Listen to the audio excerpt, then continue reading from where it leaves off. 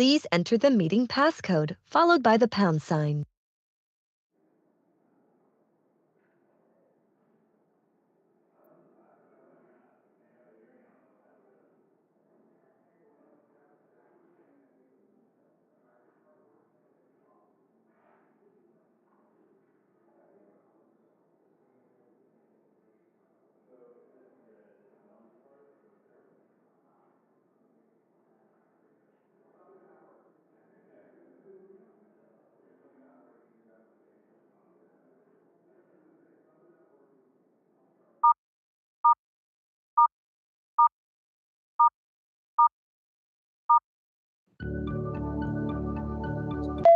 You are in the meeting now.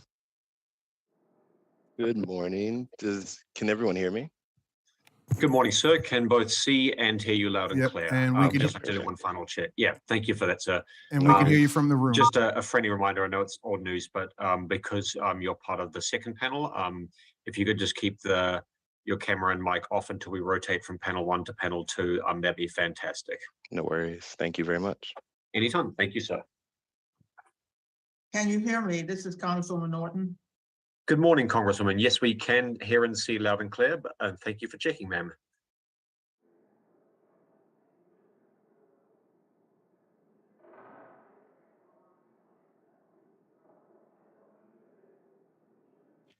This is Congressman Cohen. I'm here.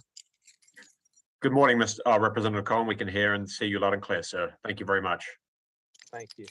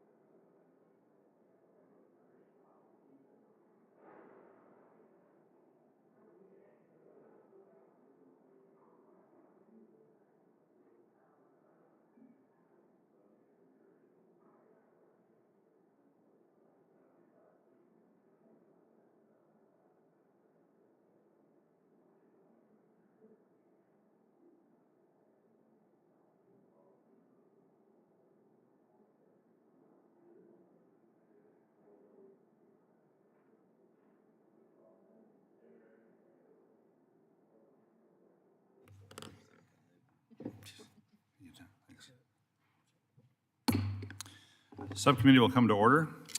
I ask unanimous consent that the chair be authorized to declare recess at any time during today's hearing. Without objection, so ordered. I also ask unanimous consent that members not on the subcommittee be permitted to sit with the subcommittee at today's hearing and ask questions. Without objection, so ordered. As a reminder to all, please keep your microphone muted unless speaking. And should I hear any inadvertent background noise, I'll request the member please mute their microphone. To insert a document into the record as well, please have your staff email it to documentsti@mail.house.gov. So now recognize myself for an opening statement. So good morning and welcome to today's Aviation Subcommittee hearing titled Accessible Air Travel, Addressing Challenges for Passengers with Disabilities. In my home state of Washington and across the country, the aviation sector is recovering from the COVID-19 pandemic. The number of flights and passengers is approaching pre-pandemic levels. This past Tuesday, the Transportation Security Administration recorded nearly 1.9 million passengers screened across the country. That number is 99% of the total for the same date in 2019 and over 300% of the total for the same date in 2020. However, one group that continues to face challenges in air travel is the group people with disabilities. So to improve equity for all air travelers, Congress must understand the challenges these passengers face from the curb to the gate and back again to ensure the rights and safety of all airline passengers. I first will like to welcome my friend, Representative Jim Langevin of the great state of Rhode Island. I've had the privilege of serving with Representative Langevin on the Armed Services Committee for the last 22 years. I know how committed he is to improving the lives of Americans with disabilities, and he is retiring at the end of the year. And so I want to stop briefly and thank Jim for his long service to the U.S. Congress, the nation, and your constituents in Rhode Island. The Air Carrier Access Act became law in 1986 and prohibits discrimination against passengers with disabilities in air travel. Following the law's enactment, the U.S. Department of Transportation issued regulations that required airlines to require aircraft accessibility features, boarding and deplaning assistance, seating accommodations, and other aids. And Congress should discuss how to modernize the law's language to meet current challenges facing passengers with disabilities. And we all look forward to hearing from Representative Langevin about ideas to do just that. And thanks to this committee, the FAA Reauthorization Act of 2018 included several provisions to improve air travel accessibility for passengers with disabilities. It drafted an Airline Passengers with Disabilities Bill of Rights, which was released in July. Issued a final rule to clarify the definition of a service animal, began reporting data on mishandled wheelchairs, and established an advisory committee on the air travel needs of passengers with disabilities. Additionally, the 2018 law directed the GAO to examine best practices in airport accessibility and airlines training initiatives related to assisting passengers with disabilities. And although the 2018 law made good policy changes, it is still critical for Congress to hear from people who are most impacted by these policies to examine what is working and what can be improved in future legislation. In November 19, I chaired a subcommittee roundtable to better understand these challenges that the passengers with disabilities face, including aircraft boarding and deplaning process, inaccessible onboard lavatories, inappropriate screening techniques, and damaged wheelchairs and mobility aids. And subsequently, in a report in April 2021, GAO found that passengers with disabilities continue to face infrastructure, information, and customer service barriers at U.S. airports. So we'll be interested to hear from Heather Kraus from the GAO on any updates to that report and other items for the 2018 law that have yet to be operationalized.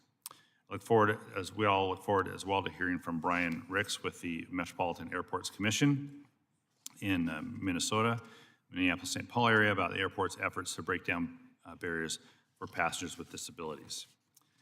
Improving equity through the aviation system means improving airport accessibility. And as I mentioned, passengers with disabilities face challenges at U.S. airports regarding how terminals are designed and constructed. So to help these issues, Congress passed and President Biden signed the bipartisan infrastructure law a little over a year ago. And thanks to the BIL, the Department of Transportation will invest $5 billion over the next 5 years to modernize our nation's airport terminals by, among other things, helping to provide greater accessibility for individuals with disabilities. This summer, the DOT awarded the first $1 billion in funding for these projects, with 73 grants specifically designed for projects to improve accessibility, including one at SeaTac in Washington State, where they were awarded $10 million for terminal updates that will make restrooms more accessible. Here in the DC area, Dulles International was awarded a nearly $50 million to construct a new 14-gate concourse, which will be able to better serve all passengers, including passengers with disabilities. Dexter Regional in Maine and other general aviation airports like Rosecrans Memorial Airport in Missouri are also receiving federal funding to improve accessibility.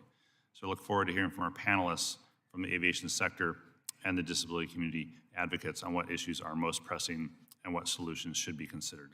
So as we look forward to the 2023 FAA reauthorization bill, this subcommittee must find ways to enhance the air travel experience for people with disabilities. And this includes all people with disabilities, including people in wheelchairs, as well as those who may be deaf, blind, or have other types of mental or physical disabilities. Today's witnesses will provide much-needed insight into the issues facing this particular community, how U.S. airports and airlines are working to find solutions, how Congress can be a better partner in these efforts to ensure the future of U.S. air travel remains bright for all passengers. Thank you, and I look forward to working with everyone collaboratively. I'll now turn to the ranking member, Mr. Graves of Louisiana, for an opening statement. Thank you, Mr. Chairman, and thank you to our witnesses. I appreciate y'all being here. I want to give a special thank you to Representative Langevin, for your testimony today, for being here and for sharing your personal experiences with travel to help improve legislation to ensure that the experience is improved for all passengers. It's no secret that we fly a lot. Even before the pandemic, flying in this country had a number of challenges. And you often hear people that isolate certain parts of the travel experience. Maybe it's something bad that happened with TSA, maybe it was their luggage, maybe it was a bad experience parking or something along those lines. I think what's most important is that we look at this entire experience cumulatively. I think you have to think about the packing that the families have to do, the getting to the airport, the parking at the lots, the shuttle to the airport, the checking in, potentially paying for baggage, going through security, paying $10 for water and $12 for a granola bar at the airport. If you're late, maybe you get to pay a change of ticket fee. You have to line up, in many cases, like cattle calls, getting in, sitting in seats that in some cases cause challenges. Look, this whole experience has to be looked at cumulatively. Then you land at the other airport and you go through it all over again.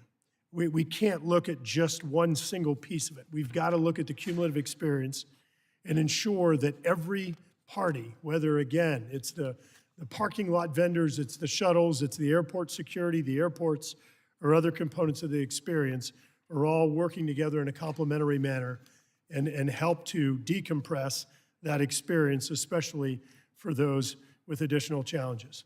At the end of the day, you've paid hundreds of dollars or maybe even thousands by the time you add in the tax dollars going to the airports and other entities involved and for the privilege of this experience that in many cases, as we all know, has negative consequences.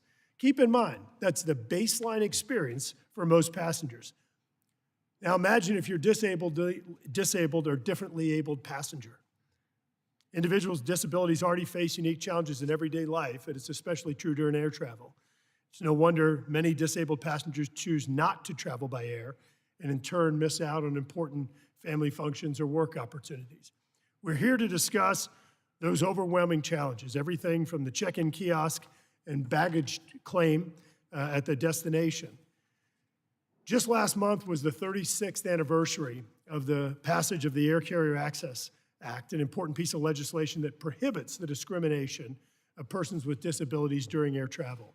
While great advancement has been made in addressing barriers to access for those in the disability community, as we're going to learn today, many barriers still exist.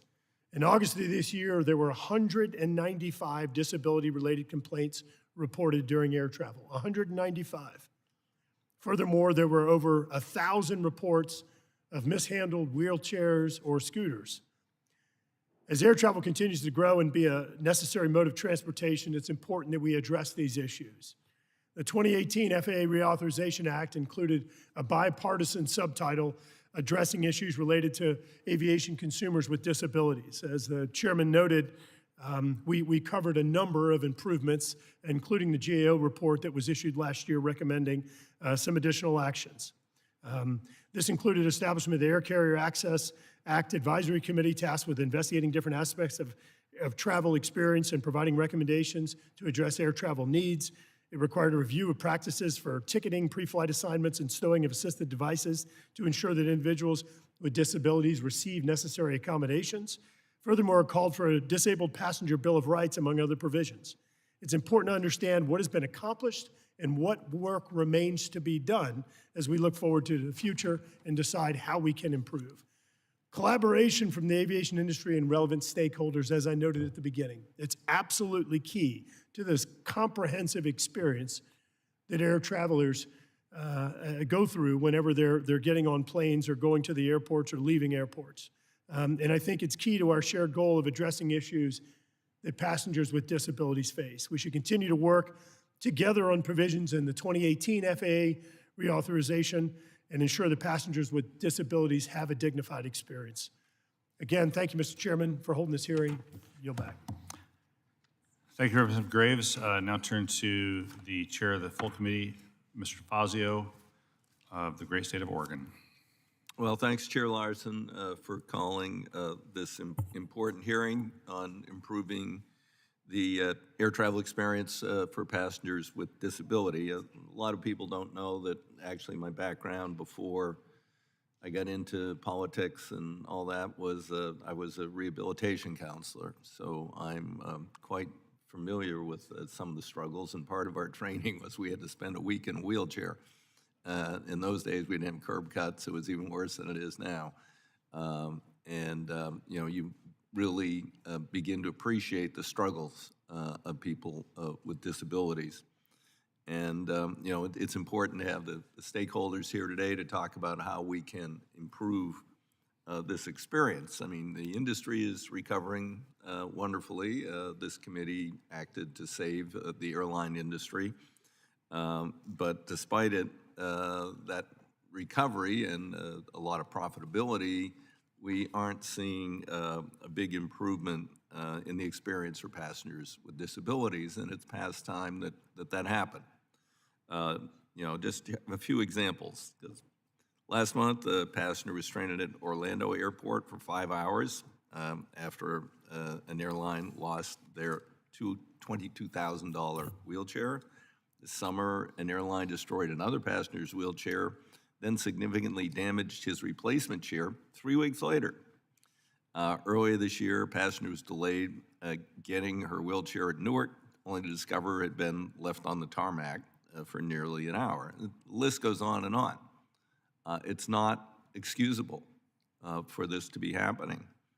These are special items, sometimes irreplaceable or nearly irreplaceable items, and certainly in the short term. You know, this has got to change. They say, well, you know, that things are better. They only mishandled 1.56%. Well, that's 1,057 wheelchairs and scooters in 1 month have been mishandled, damaged, gone missing, whatever. That is not an acceptable statistic.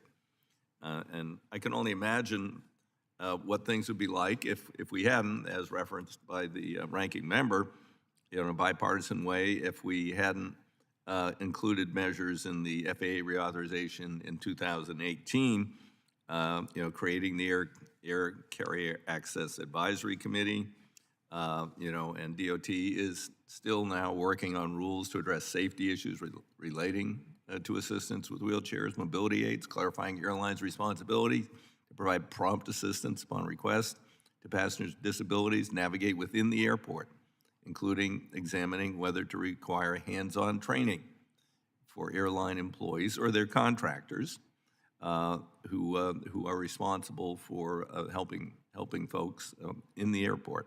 We had, as again referenced by the ranking member, GAO report about problems, accessible laboratories and others.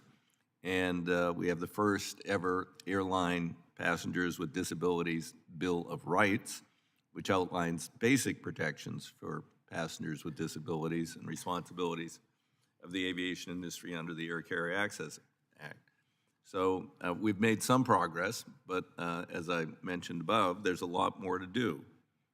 I think we could be able to get to the point where they don't lose or damage any assistance devices.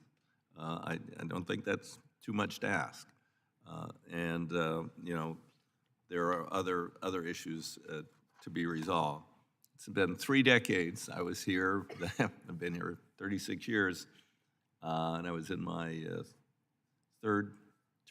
second term, when Americans with Disabilities Act was passed, signed by G.H.W. Bush, and significantly amended in 2008 and signed by G.W. Bush. This has always been a bipartisan issue, and we should be able to make more progress.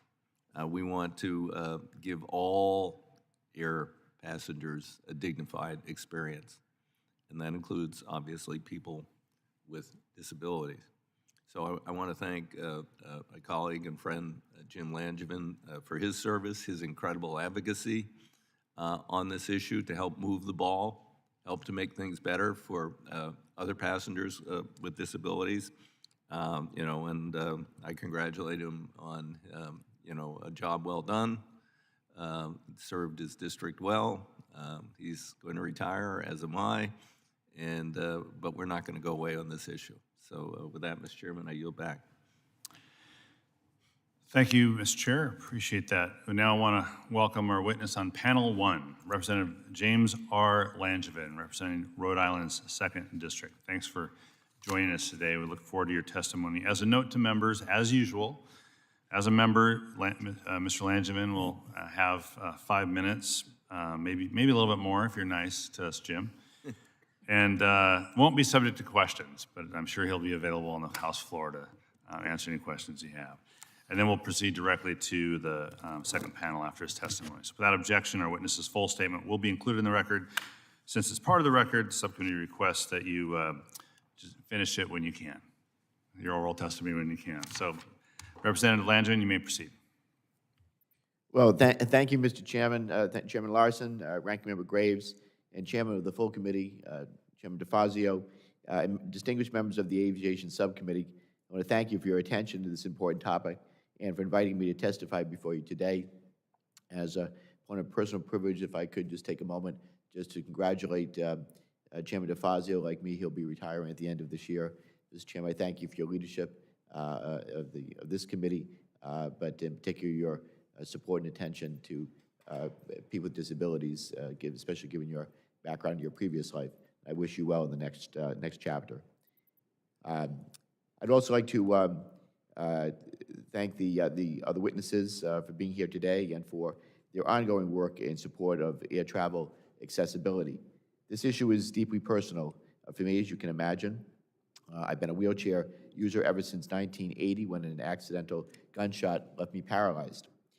In addition, I'm the first quadriplegic ever to serve in the United States Congress. As you're all well aware, of course, serving in Congress requires a significant amount of air travel. At a minimum, we're expected to travel back and forth between our districts in Washington, D.C. whenever the House is in session. My hometown of Warwick, Rhode Island, is approximately 350 miles away from the U.S. Capitol. By train or car, that trip generally takes 6 or 7 hours respectively in each direction. By airplane, it takes approximately 1 hour to hour and a half at most. As you can see, for me, accessible air travel is a must because without it, I would not be able to do my job effectively. Throughout my career, I estimate that I've flown more than 1,000 commercial flights, both domestically and internationally, and the vast majority of which have been without issue. However, flying as a wheelchair user, even when everything goes as planned, is a complex process that typically involves reserving accommodations in advance, making multiple surface transfers while boarding and deplaning, as well as having my chair brought from the gate of the opening of the door of the plane up a jetway on an elevator, then into the belly of the plane, and then the reverse process when I land. And of course, on the plane, restricted mobility while on board the aircraft. The best case scenario is an exhausting trip. However, when something goes wrong, the consequences can range from inconvenient to catastrophic. Since 1986, the Air Carrier Access Act has served to protect the rights and safety of air travelers with disabilities. Despite the protections afforded by this law, people with disabilities continue to encounter significant barriers when they fly. So this includes damaged assistive devices and wheelchairs, denied boarding, delayed assistance, poor communication, and lack of accessible seating accommodations, all things that I have personally experienced. In the past year alone, I've been wrongfully denied boarding on multiple occasions because my wheelchair's lithium-ion batteries, despite presenting documentation that they met all applicable safety standards as determined by the Federal Aviation Administration. Lithium-ion batteries are becoming increasingly prevalent in assistive devices, which means that these incidents will only occur more often. That's why I'm working to introduce a bill that I call the Chairs on Airplanes Act to ensure that airlines' policies for lithium-ion batteries in wheelchairs and other assistive devices are no more restrictive than applicable FAA safety standards. On another occasion, several years ago, I remember watching through the airplane window as a baggage handler was sending my wheelchair up to the jet bridge on the belt loader.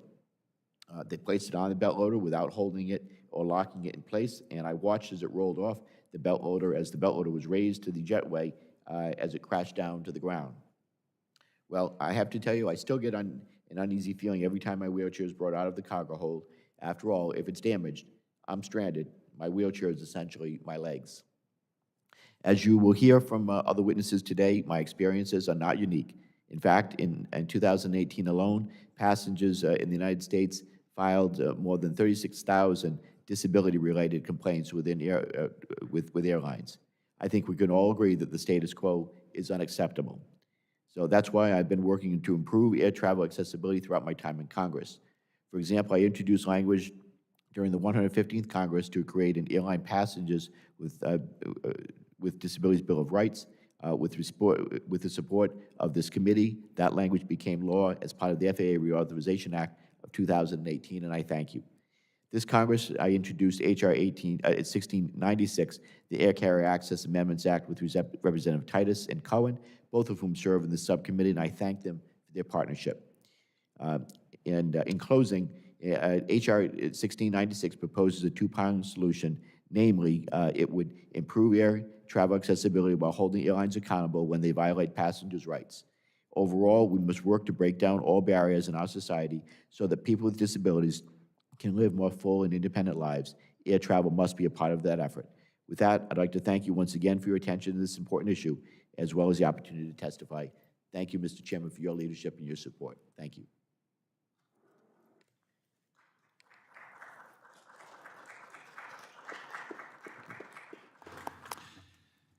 Jimmy, we're going to miss you here on Capitol Hill, and Rhode Island will be better for it, for you being back home. But we don't want you to be a stranger, as well.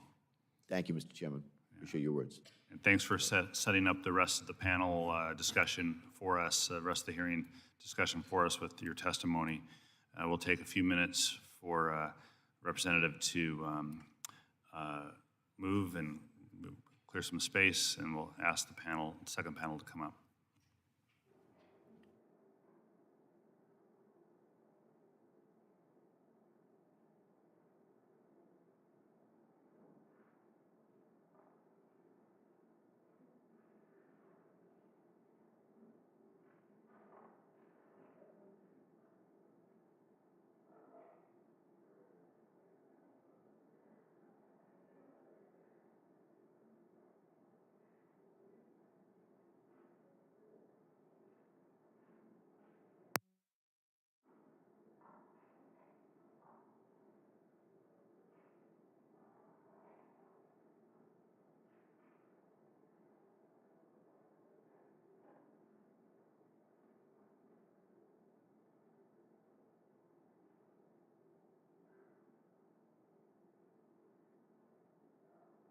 We're getting the panel set up with name tags and all that.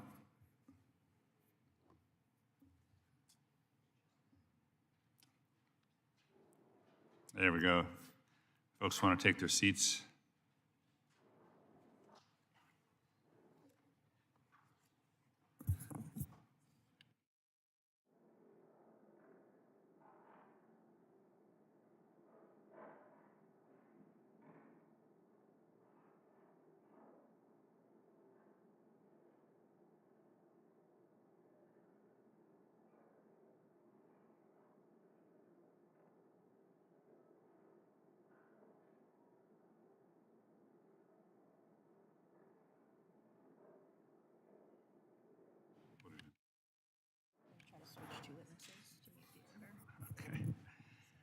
Just one more moment here. I think, if the staff needs to do something to address things before we get started again,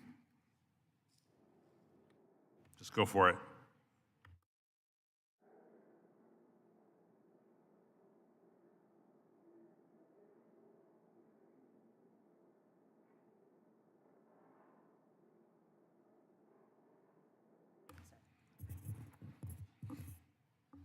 Okay, I think we have everybody in the order that we want them to be in at the table. Exactly. So we'll get started on our second panel. I want to welcome the second panel. I'll just introduce them in order before we move to their statements. We have Heather Ansley who's the Associate Executive Director of Government Relations with the PVA, Paralyzed Veterans of America. Brian Ricks, the Executive Director and CEO, Metropolitan Airports Commission, on behalf of the Airports Council International North America. Matt Scott, who's joining us online, a 3-time Paralympic medalist with Team USA. Heather Kraus, the Director of Physical Infrastructure at the Government Accountability Office. And also joining online, Graham Keithley, Vice President and Associate General Counsel of Airlines for America, A4A. Thanks all for joining us today. We all look forward to your testimony. Without objection, our witnesses' full statements will be included in the record.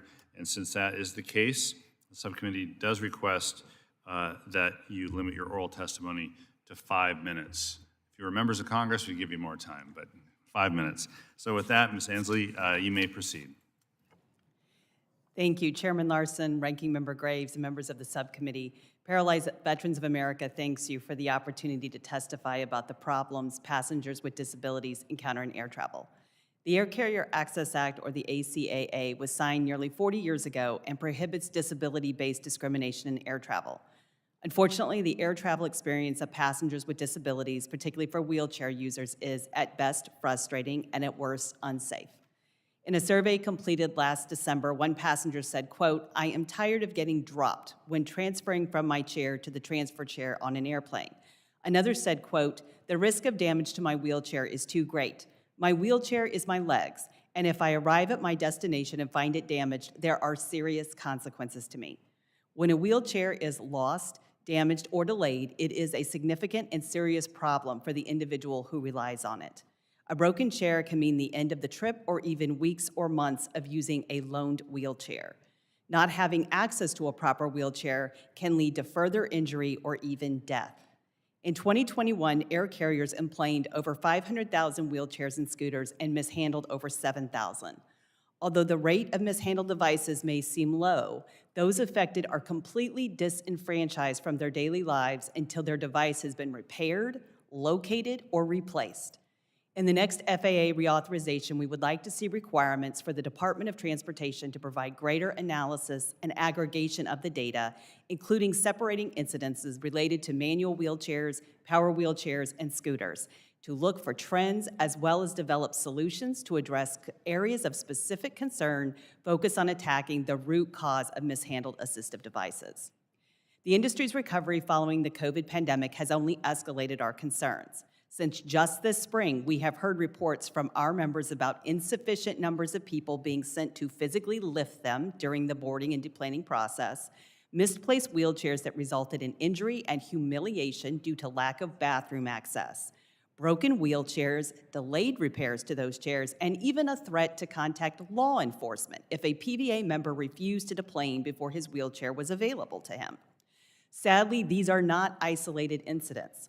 Indignant treatment is normal. Passengers with disabilities often find they have limited recourse in these situations. They may share their frustration on social media and file a complaint with a specific airline and/or the Department of Transportation, and the department can issue cease and desist orders and levy civil penalties for violations. However, the largest financial penalty in recent years was in 2016 for $2 million. The major problem with commercial air travel is that aircraft are required to have very few accessible features. Wheelchair users in commercial air travel must have their highly customized, expensive devices stowed for the flight. This leaves baggage handlers to figure out how to fit these devices into cargo holds that are not designed to receive or stow them. It also leaves the passengers who depend on them stressed and worried that their device will not be returned to them either in a usable condition or perhaps even at all.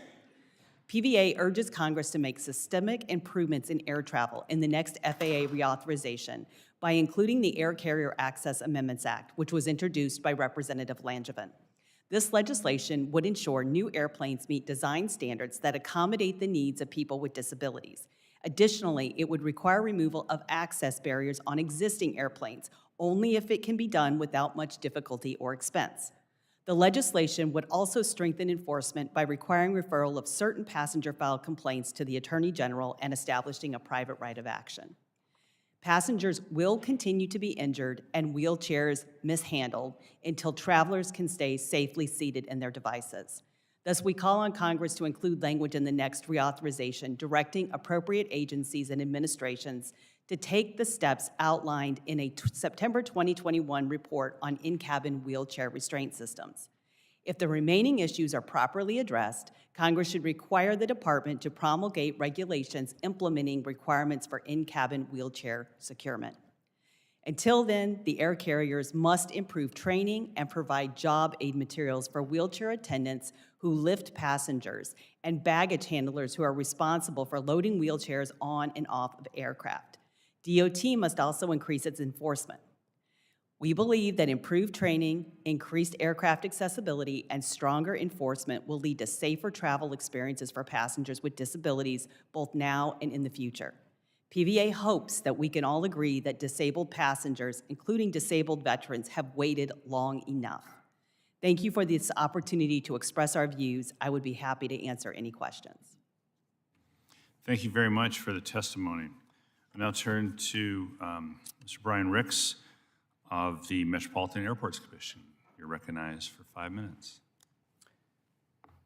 Good morning, Chairman Larson. Good morning, Chairman DeFazio and Ranking Member Graves. Thank you for inviting me here this morning to talk a little bit about the important issue of commercial airport perspective relative to improving accessibility in air travel.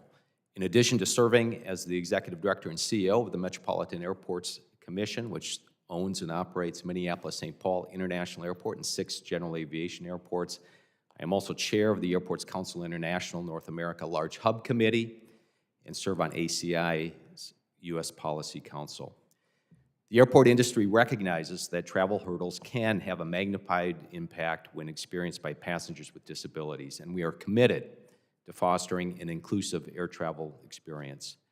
In addition to our federal, state, and local compliance requirements, airports work broadly with disability advocates and our government, airline, tenant, and local community stakeholders to develop aspirational accessibility goals before designing and implementing innovative solutions. MSP has been at the forefront of creating an accessible passenger experience through investing in relationships, technology, training, and infrastructure. Our accessibility journey has been informed and guided by the expertise of our Travelers with Disabilities Advisory Committee. TDAC, as we call it, was established in 2014, and it consists of disability advocates from our community, as well as airport staff and representatives from airlines, airline contractors, the TSA, and CBP. Our TDAC chairperson represents the Minnesota Commission for the Deaf, Blind, and Hard of Hearing. The committee is results-oriented, providing constructive feedback on how we address accessibility through the implementation of programs and design of facilities that remove barriers for those with disabilities. It is a key voice in our long-term planning at MSP. Another area that we've been proactive in is the development of pre-flight training programs for individuals with sensory, physical, or cognitive disabilities. Our program, known as Navigating MSP, is a partnership between MSP, Delta Airlines, Autism Minnesota, and other local organizations. The goal is for individuals and families to gain experience traveling through the airport by rehearsing their journeys before they take them. This year, MSP, in partnership with Delta Airlines, unveiled a permanent mock aircraft cabin training facility to augment the program and accommodate employee training related to accessible travel. Airports have also made significant infrastructure and technology investments to improve the travel journey of those with disabilities. At MSP, we've invested $120 million over the past 10 years to construct state-of-the-art, award-winning accessible restrooms, as well as service animal relief areas in each concourse.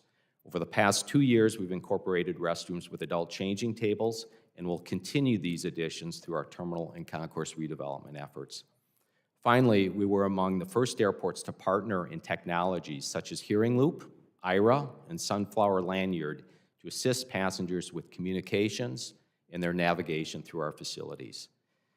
Airports are extremely grateful to Congress for passing the bipartisan infrastructure law this year, which provided airports $20 billion over 5 years to make much-needed improvements. Included in this funding is the Airport Terminal Program, or ATP, which allocates $1 billion to airports annually over 5 years for terminal projects. Of the $1 billion granted for fiscal year 2022, roughly 2/3, or $600 million, went towards enhancements to accessibility and ADA compliance. For fiscal years 22 and 23, there have been nearly $25 billion worth of ATP projects submitted. Yet, as I just noted, only $1 billion is available each year. While the recent investment in the Airport Terminal Program is a welcome investment, the funding gap for terminal projects highlights the needs for additional federal assistance to keep pace with travel demands, including those travelers who require improved accessibility. According to the most recent Infrastructure Needs Survey by ACI-NA, U.S. airports have $115 billion in infrastructure needs through the year 2023. And as I indicated earlier, airports are committed to enhancing airport accessibility, and next year's FAA reauthorization bill will be an excellent opportunity to help narrow the infrastructure funding gap to achieve the goal of accessible airports for all. Thank you for having me here today, and I look forward to any questions that you may have. Thank you for your testimony. I now turn to Matt Scott, 3-time Paralympic medalist for Team USA wheelchair basketball team. Thank you very much for joining us. So Mr. Scott, we'll turn to you and recognize you for 5 minutes.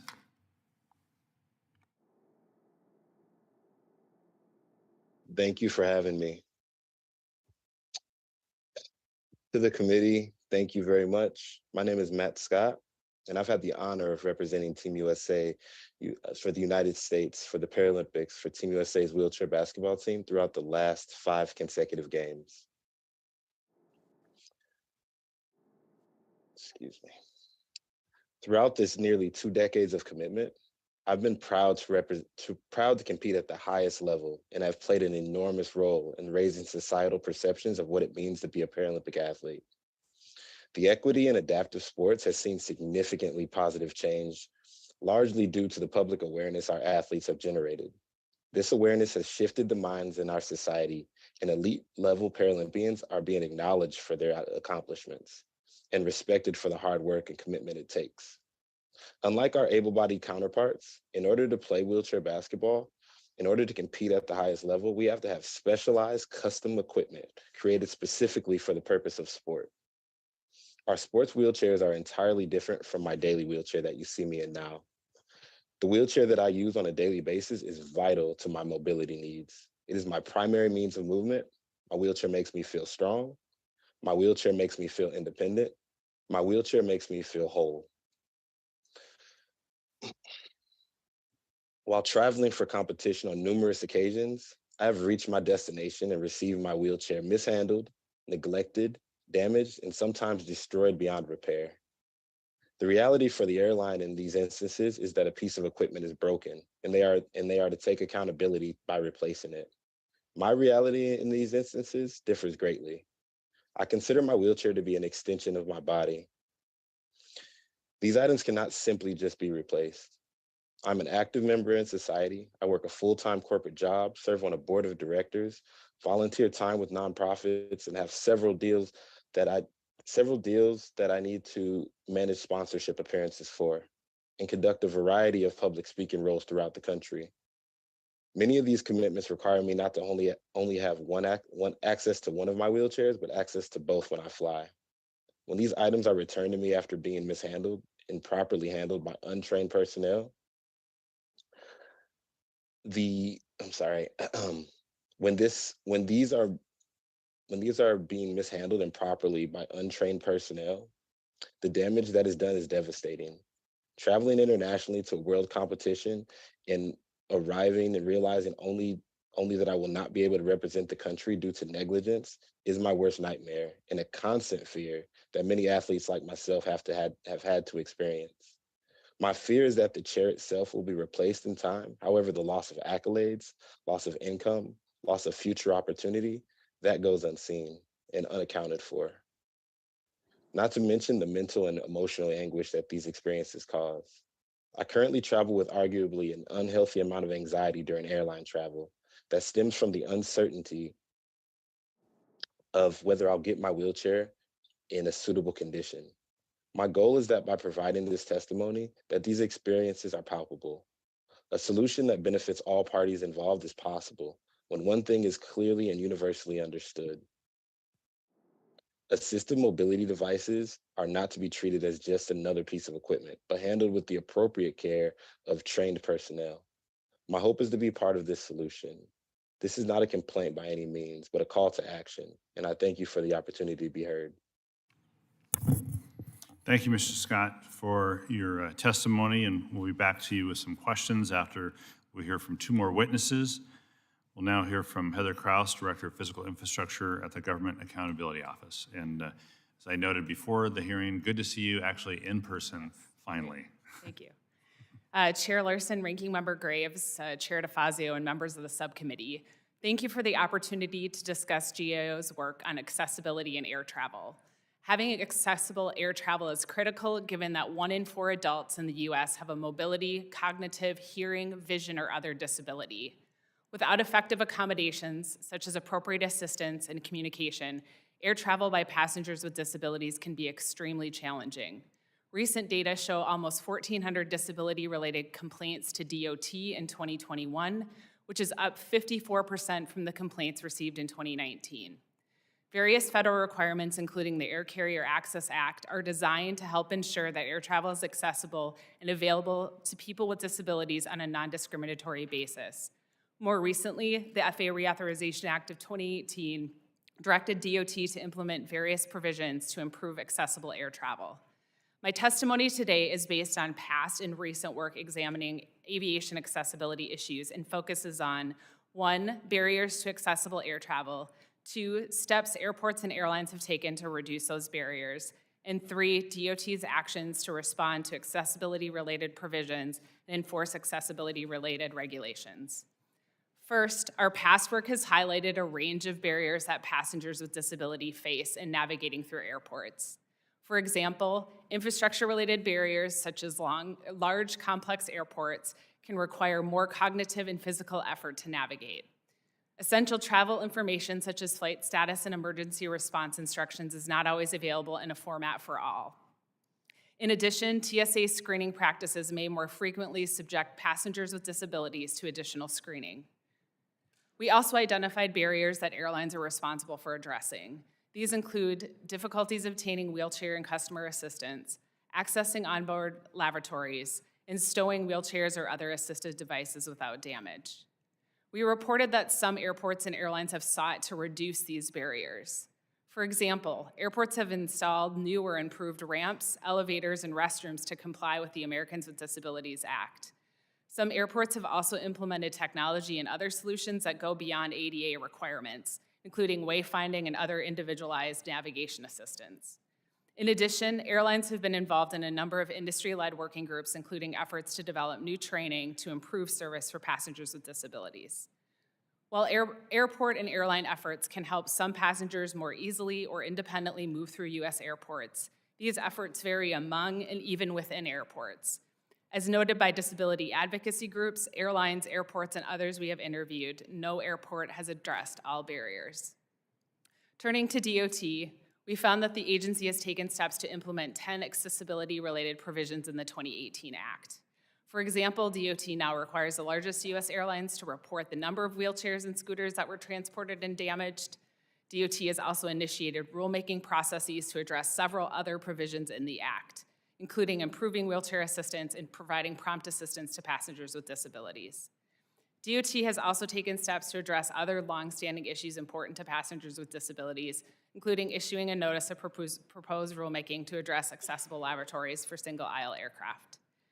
Regarding disability-related enforcement actions, DOT has taken 1 since 2019, although the number of disability-related complaints to airlines and DOT has increased in recent years and is on track to exceed 2021 levels. We recommended in October 2020 that DOT increase transparency over its enforcement-related activities. The agency has not yet done so, but said it intends to provide more transparency and clarity into the results of its broader enforcement activities by year's end. Implementing our recommendations is critical to helping the public understand whether and how DOT's broader enforcement activities are addressing the increasing number of disability-related complaints. In closing, as the U.S. population ages, passengers with disability will be a growing customer segment of air travelers. While no one solution can address all barriers, the federal government, airlines, and airports, in coordination with the disability community, must continue to increase accessibility and ensure safe and dignified air travel for all. This concludes my statement. I look forward to answering your questions. Thank you. And finally, we'll turn to Graham Keithley, the Vice President and Associate General Counsel, Airlines for America, who is joining us online. Mr. Keithley, you're recognized for 5 minutes. Good morning. A4A appreciates the opportunity to testify today, and I'm personally honored to be presenting alongside our disability community and airport partners on this important topic. Thank you, Chairman Larson and Ranking Member Graves, for the invitation to participate today. In my role, I'm the A4A liaison to our members' Passenger Accessibility Committee, which includes our members' Passenger Accessibility Advocate Leads. The mission of that committee includes developing industry accessibility standards and sharing best practices to improve the air travel experience of passengers with disabilities. A4A thanks this committee for holding this hearing and to your commitment to oversight of passengers with accessibility issues. This hearing reflects the important and growing attention by all stakeholders to improve air travel accessibility for persons with disabilities.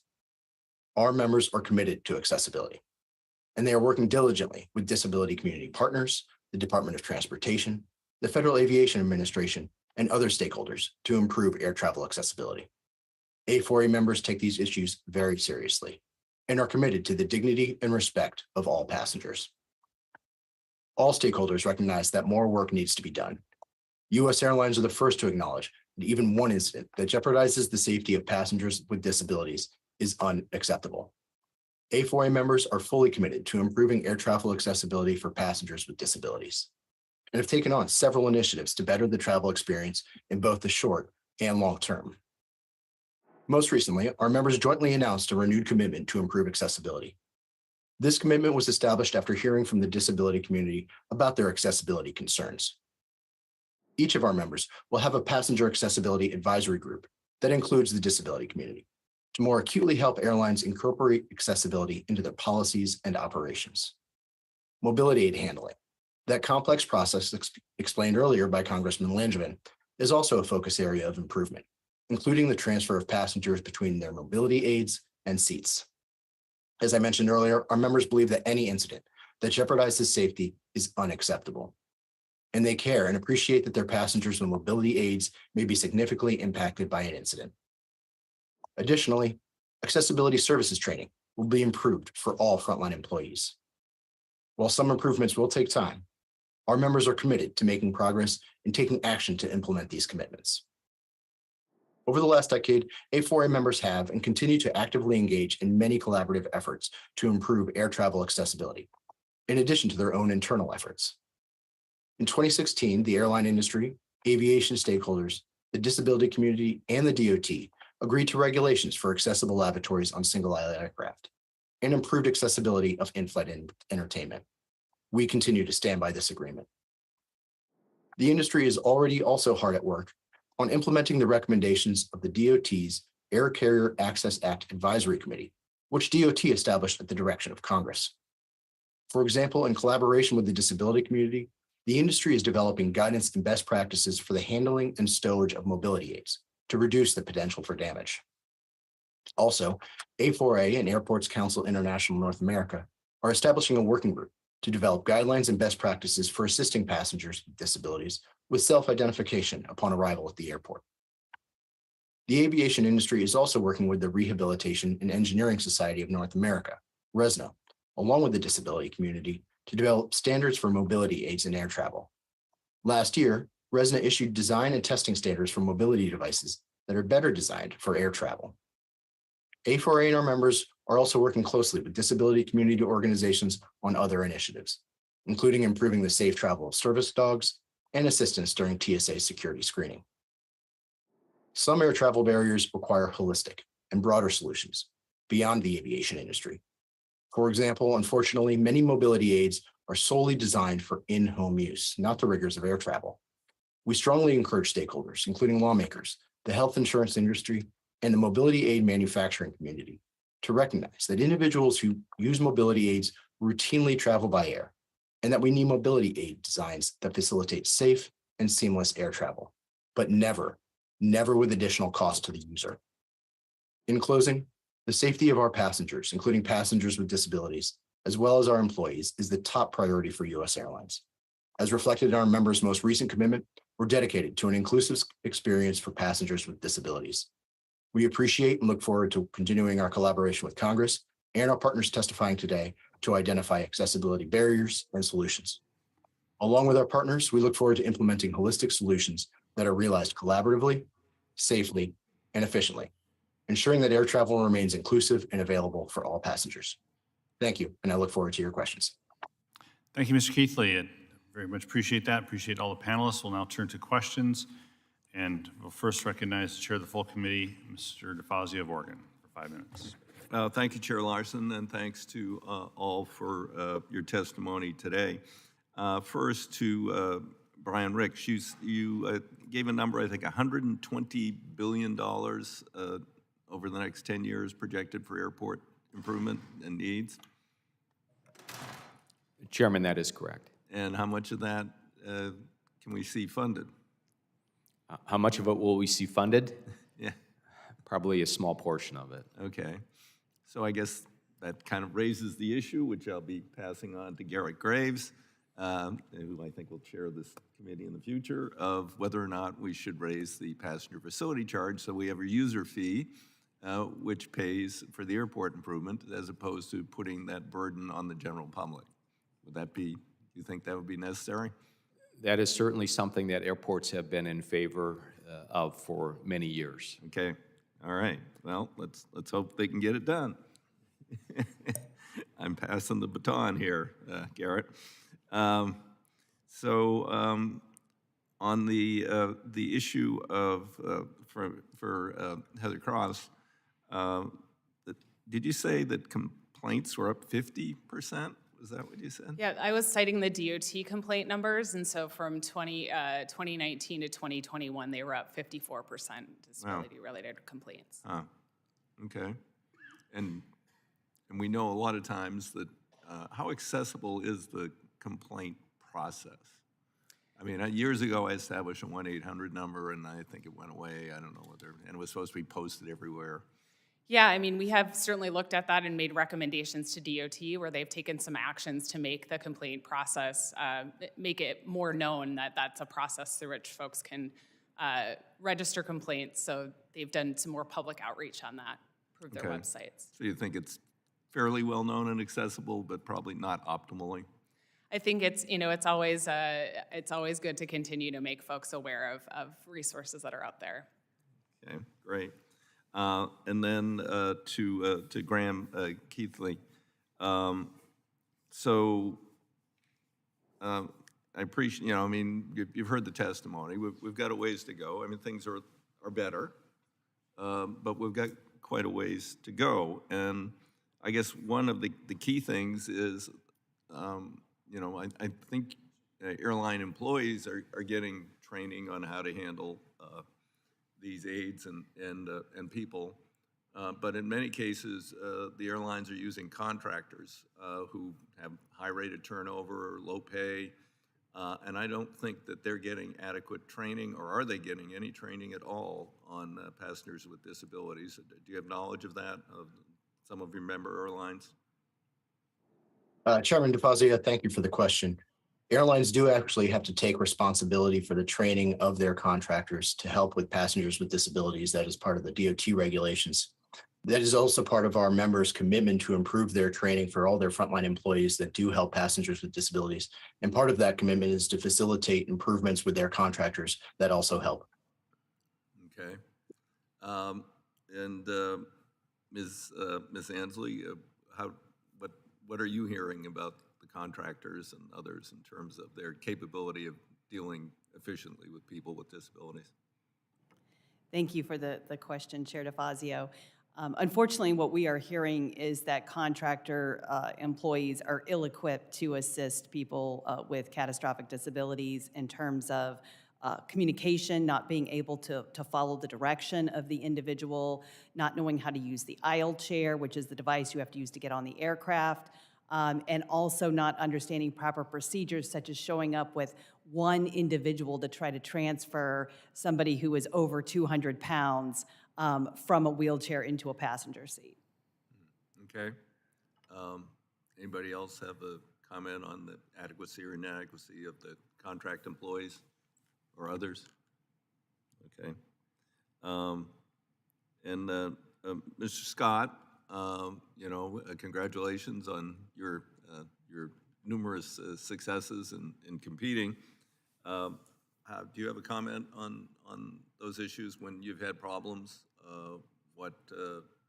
How responsive or who was responsible for the problem? Thank you for the question. I feel that in processes like these, I feel that the people that are handling me with the Nile chair or handling my chair or other sport-related equipment or personal equipment just lack the training, or as you mentioned, can just be contracted that have nothing to do with the airline.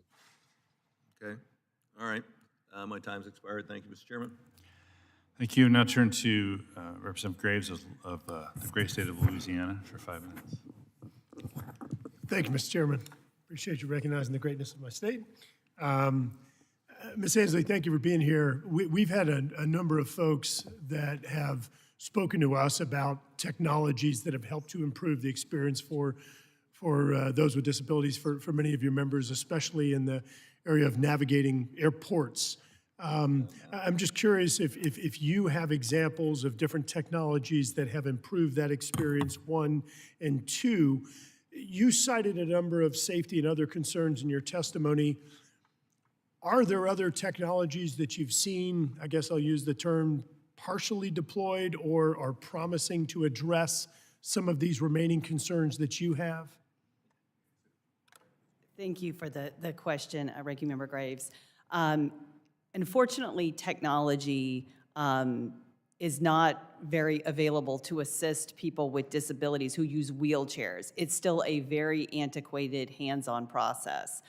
There is a device that would help individuals transfer from their wheelchair into the aisle chair and then into the passenger seat that is designed like a lift you might find in a hospital that is mechanical. It needs an individual to operate it, but it is mechanical. That is available in some places, limited number of places, but for the most part, technology has not really improved. There's certainly been technological improvements for people in navigation, as you mentioned, for people who are blind, low vision. So there have been technological improvements, but wheelchair users, unfortunately, have not been the beneficiary of many of those. Thank you. Mr. Scott, you made note of the, I guess, the sensitivity with the damage of equipment like wheelchairs. Could you describe the process that you go through to identify or alert folks about the damages that have occurred, or just reporting those concerns? Yes, of course. So immediately when getting off of an aircraft, that's the first thing that we're meant to do is check to make sure that everything is in working condition. Once we realize that it has been broken, damaged, or destroyed, there's a long customer service process. Filling out the right forms, making sure that everything is documented. And I will add that a lot of the airlines are taking accountability when it comes to replacing these items. But as I mentioned in my testimony, when they've been mishandled and mistreated by people that are untrained, just simply replacing those items it's not enough. What about the process of before you fly, the process you go through to actually alert the airport, or excuse me, the airline that you would need assistance traveling? Could you describe that process? Absolutely. Even when buying my ticket, I indicate that I am traveling with a disability and have a manual wheelchair. They ask if you have a manual wheelchair or an electric wheelchair. I indicate that upon arrival. I go through the airport with both of my chairs, my everyday chair and my basketball chair. And when I get to the gate before we take off, they're given a gate check tag that claims the size, the condition, and the weight of the chair before it takes off. So it's tagged before we arrive. They know that they need to bring that to the gate when I arrive. Thank you. And Mr. Keithley, in your testimony, you described a number of the actions that airlines have taken, and you're part of the commitment to improve accessibility. Can you elaborate on some of those actions and provide an update on the commitments that you all have made? Yes, Ranking Member Graves, thank you for the question. We would characterize our commitments and our initiatives in three steps. We have industry, airline particular initiatives, we have industry-wide initiatives, and we have initiatives to improve the entire holistic environment, air travel environment. Airlines right now, and our members in particular, have taken on the renewed commitment to improve accessibility. It's a 4-part action commitment to include having the accessibility advisory groups to incorporate the disability community into our operations and procedures development. We have improvement in handling mobility aids. We have the improvement to our training, as well as our support for the study and development of new technologies to make aircraft more accessible.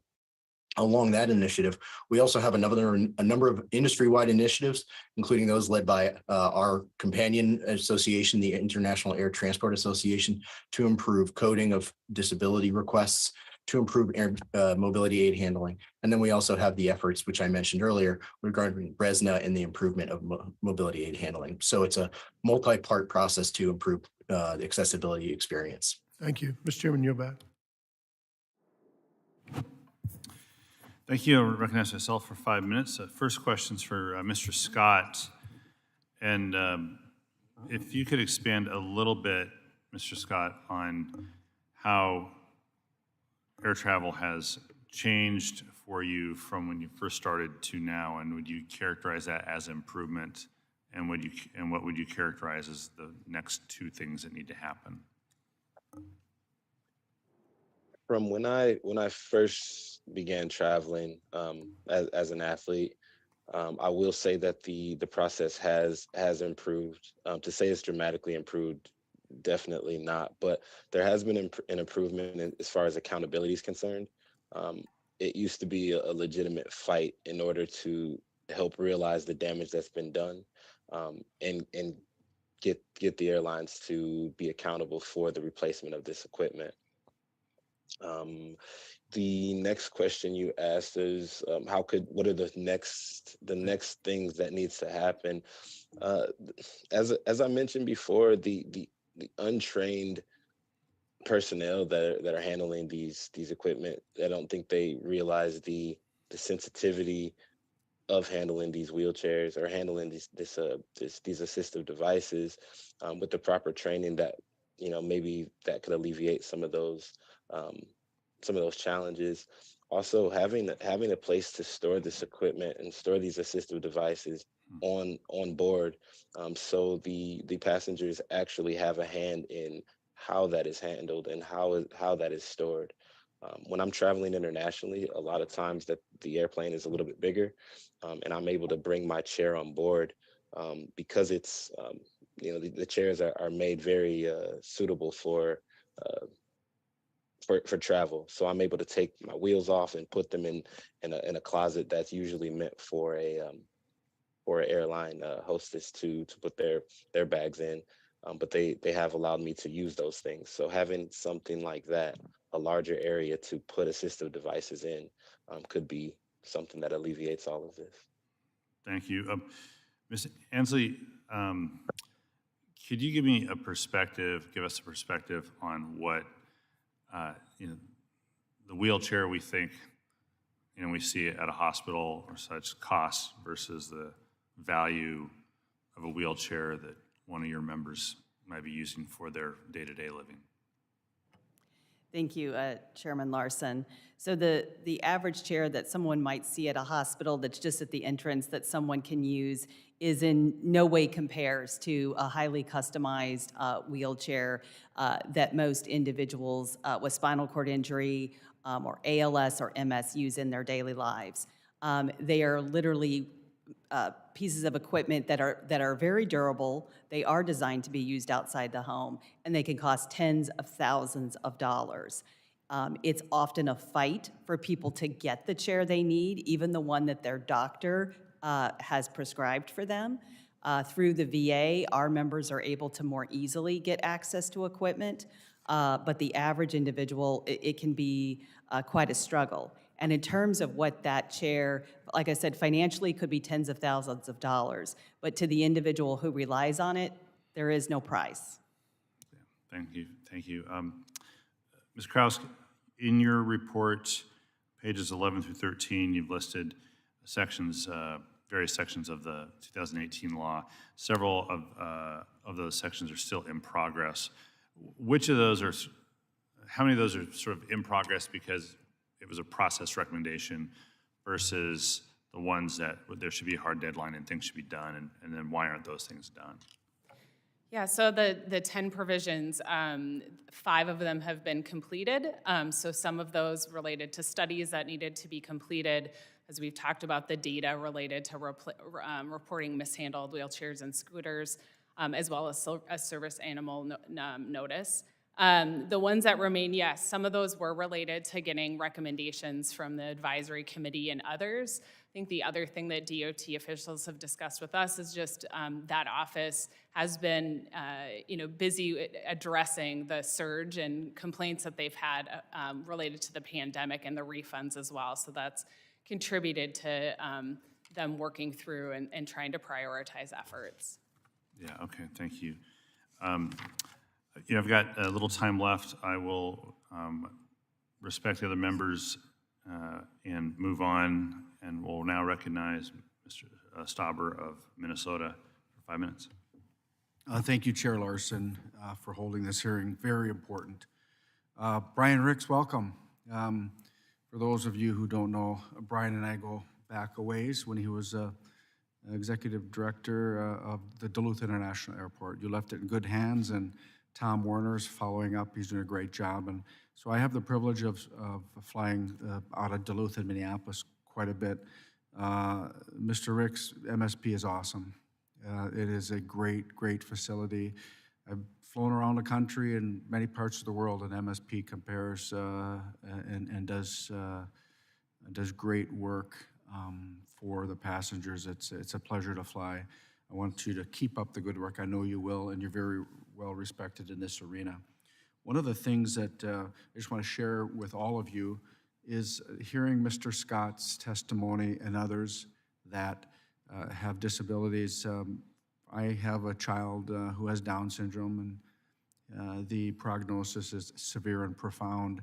So he has his walk is different, his gait is different. And I have to tell you that when we have flown with our Isaac, the getting from maybe one gate to the others and walking is very difficult. So when we need that assistance, wheelchair assistance or on the electric carts, sometimes it's difficult. Once we get off the plane, if it's even delayed just a little bit, the apprehension that mom and dad have and other family members with us to try to make that connection. I would just say that we've had, I think, mixed results in getting to our gates with assistance of a wheelchair and or the electric cart when requested. So I think that we're all here today to try to improve on that. This is our goal, to improve, and I know that Chair Larson and I spoke about this last week. This is an extremely important component of safe and effective and really making air travel, the experience, even better. So I would just say this, that from my testimony, or my hearing the testimony of Mr. Scott today, I can't imagine getting off an airplane and having your mobility device damaged. I don't know, other than the way he described it, I can't imagine. And so to me, that seems like training that could be something simple to incorporate. So when they get off that plane, that they have their mobility device, they have that in working condition so they can enjoy wherever they are. Mr. Ricks, I just want to talk to you. Tell me about how MSP handles those with disabilities in the airport and how do you make changes to accommodate such passengers and make it easier and friendly for the families? I've seen it. I just want you to reiterate more. Thank you, Member Stauber. It's great to be here today as well and with you and see you again. We have a program called Navigating MSP, which is a program that was started over 10 years, actually close to 15 years ago. And that program is around, as I mentioned in my testimony, about bringing families and individuals that have concerns about flying into the airport and doing a run-through. We have a wonderful partnership with Delta Airlines in establishing that program and their support of that program. It actually brings people on board aircraft. I mentioned we have a mock aircraft training facility currently, and that does wonders. There's been thousands of individuals and families that have been through that program, and I can't tell you how appreciative they are of that investment of time and service, not only from our staff, but from airline staff, the CBP, the TSA, really to work through that. So there's a number of things that we have going. Some of the other things, I talked about IRA to help navigate individuals that have issues with vision through the facility. That is a great program. We pay for that as an airport. We're serious about that customer service element. We are piloting a talk-to-text program that actually will text gate announcements to individuals that are waiting for the aircraft. As far as the wheelchair issues and concerns that we've talked about this morning, we also entered into an agreement with a company to have wheelchair and scooter repair service right on the airport so that if there are issues coming off an aircraft, they can contact them and get a spare issued while their wheelchair is being repaired. So we're very proud of the proactive nature. I think our focus is really on customer service, and I think that's the foundation of addressing these issues. Thank you very much. My time's up, but keep up the great work. Thank you. Thank you, Representative Stauber. The chair now recognizes Representative Cohen of Tennessee for 5 minutes. Thank you. I want to thank Chairman Larson and Representative Burchett for holding this important hearing today. I appreciate the subcommittee's interest in addressing challenges for passengers with disabilities and making air travel more accessible. One issue I've been working on extensively for many years is ensuring that minimum seat dimensions necessary for passenger safety, including seat pitch, width, and length, are available, especially how that affects airplane evacuations. In 2018, I was proud that the SEAT Act that I sponsored became part of the FAA reauthorization. That was in 2018, and finally required the FAA to evaluate this issue and establish minimum dimensions for airplane seats. Even though the FAA was congressionally mandated to act on this provision within 1 year, the FAA did not begin testing in Oklahoma until late November and December of 2019, well after the deadline. During its testing, the FAA limited its study to able-bodied individuals between the ages of 18 and 60, excluded individuals with disabilities, lap children, seniors, significantly overweight people, totally not part of the team. Even worse, the FAA did not disclose the results of their quote-unquote study until March of this year. This is 2022. 4 years, they were supposed to do it within a year.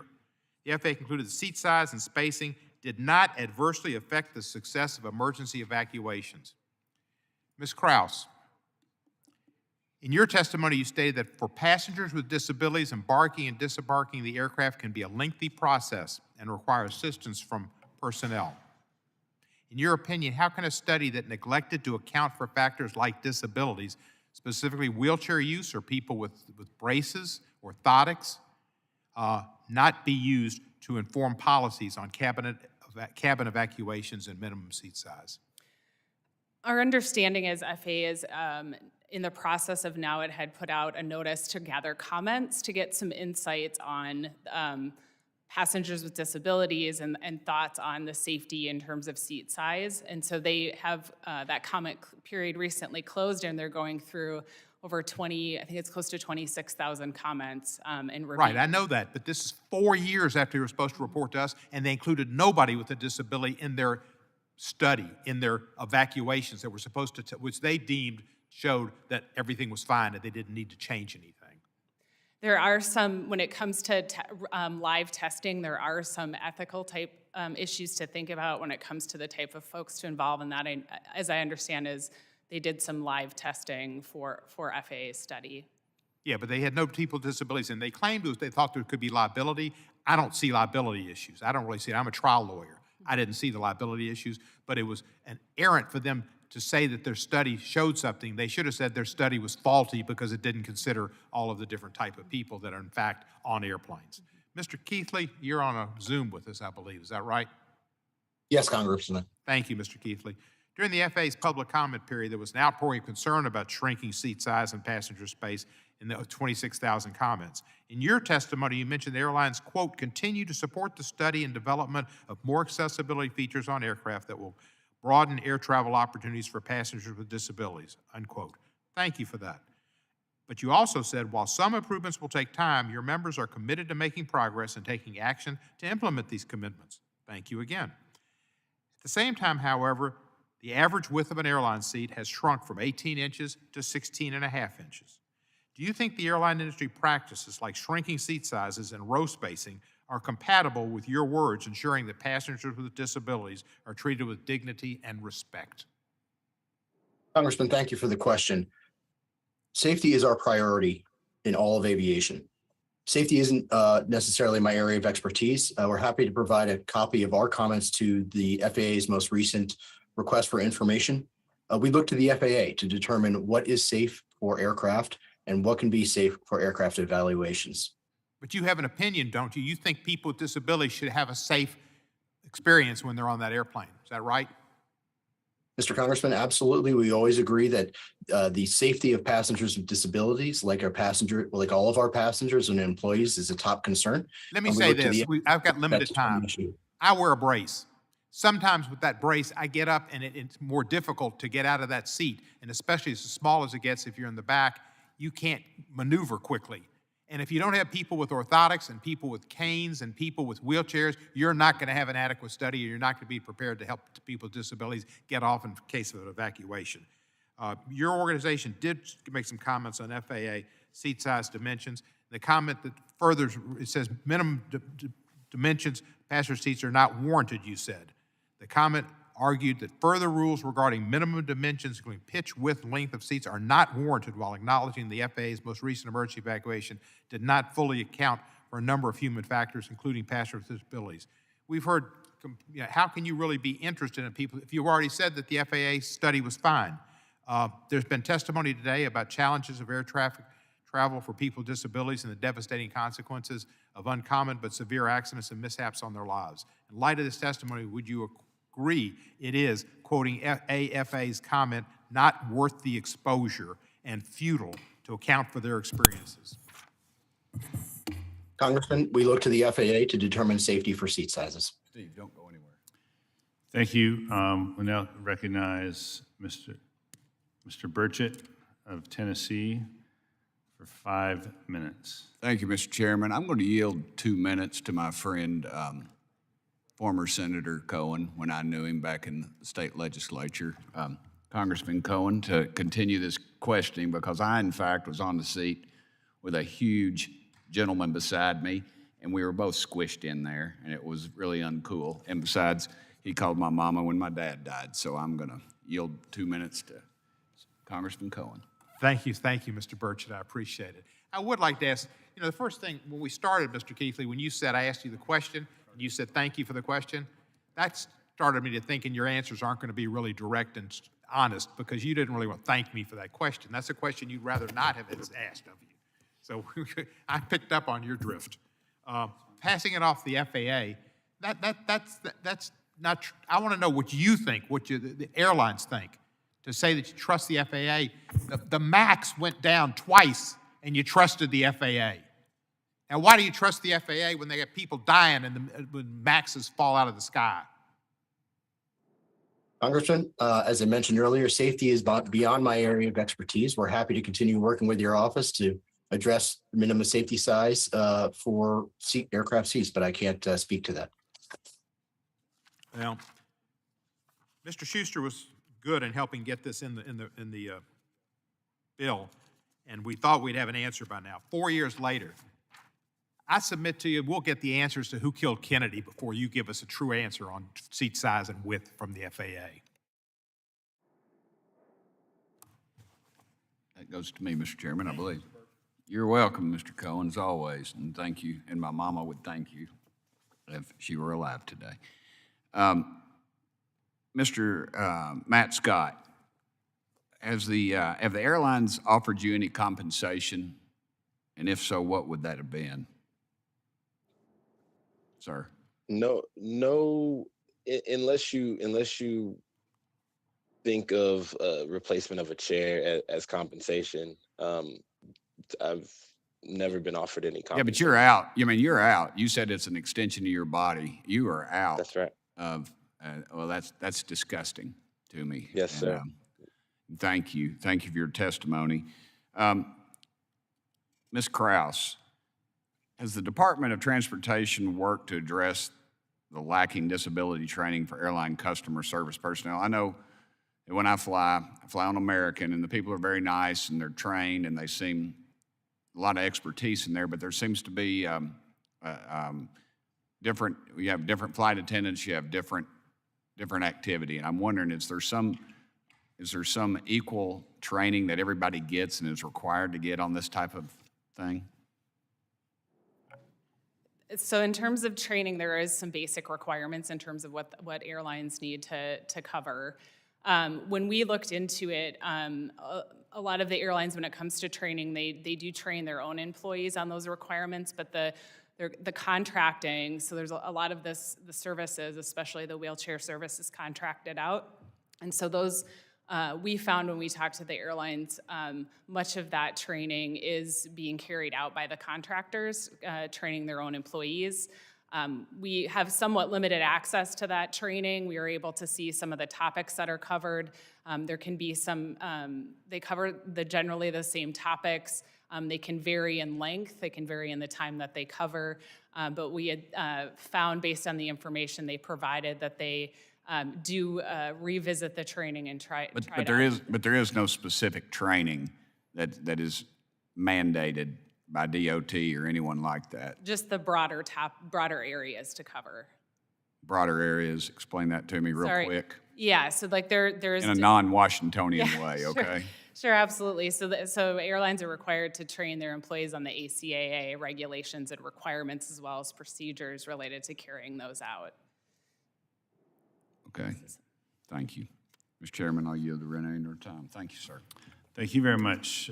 Chair recognizes Mr. Carson of Indiana. There he is. Mr. Carson, you're recognized for 5 minutes. Thank you, Mr. Chair. Such heartwarming testimony. I do have a question. This spring, the DOT opened a new rulemaking to improve laboratory restroom accessibility on single-aisle aircraft, but I'm concerned that the proposed new requirements wouldn't go into effect for 18 years. In our last authorization bill in 2018, my safety provisions for secondary cockpits were mandated to go into effect within 1 year of being enacted. Unfortunately, industry opposed these safety improvements, complaining about cost. I'd like to get to your thoughts about this proposal. Waiting 18 years for accessible restrooms for passengers who need them now, is that the best we can do? What do you recommend?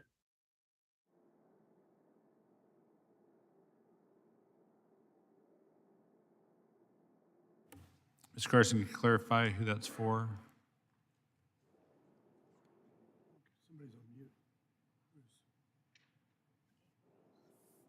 Yes, this is in relationship to the DOT rulemaking to improve laboratory accessibility on single-aisle aircraft. The new proposal would not go into effect until about 18 years. So it doesn't seem tenable for me. It seems too long to have such a grave inconvenience occur, quite frankly. So what can be done to address this issue? And this has come from constituents. This is kind of the source of this. And, I'd like to get thoughts. I mean, waiting 18 years seems like a very long time for passengers who need them right now. It's certainly not the best we can do. So I'd love to get insights.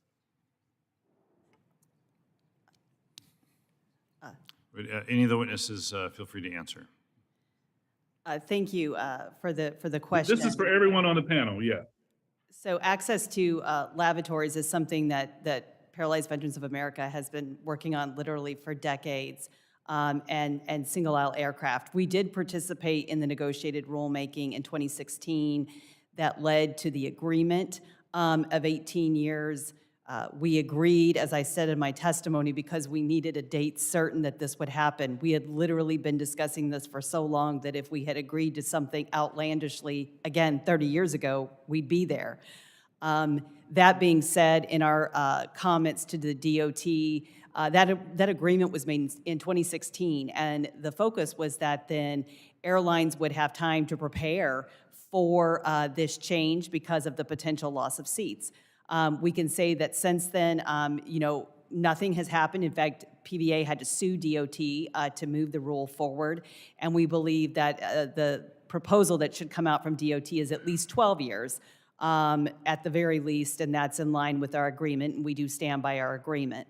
I will say that I've had the opportunity in recent months to actually go in an accessible lavatory with some of our members that meets the requirements of the law or what the rule would be. It's almost to the point of being able to be fully certified, and it wouldn't require a loss of seats. And we hope that airlines would move would not wait for the rule, but would move as expeditiously as possible because this is an injustice and inequality.